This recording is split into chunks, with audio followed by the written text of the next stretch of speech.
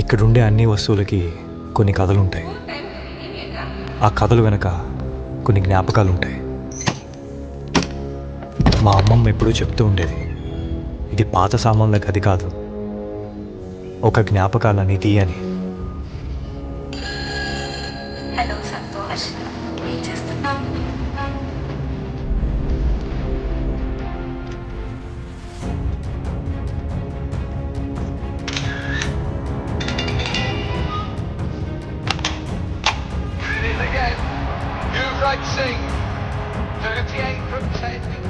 ఇవి నేను దాచుకున్న వస్తువులు కాదు, పోగు చేసుకున్న జ్ఞాపకాలు.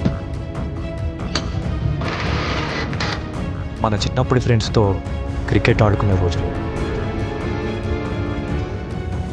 నచ్చిన అమ్మాయిని ఊహించుకుంటూ పాటల పుస్తకాల్లో పాటలు పాడుకునే క్షణాలు, మన ఫేవరెట్ హీరోస్ గ్రీటింగ్ కార్డ్స్తో న్యూ ఇయర్ విషెస్ చెప్పుకున్న గుర్తులు, అమ్మకి తెలియకుండా అమ్మమ్మ ఇచ్చిన 100 రూపాయలు. ఇలాంటి మర్చిపోలేనన్ని జ్ఞాపకాలని ఒక మనిషి మర్చిపోతే, తనెవరో తనకే గుర్తు లేకపోతే, ఇదే నా కథ. కలిసి గుర్తు చేసుకుందాం ఈ వేసవి సెలవుల్లో.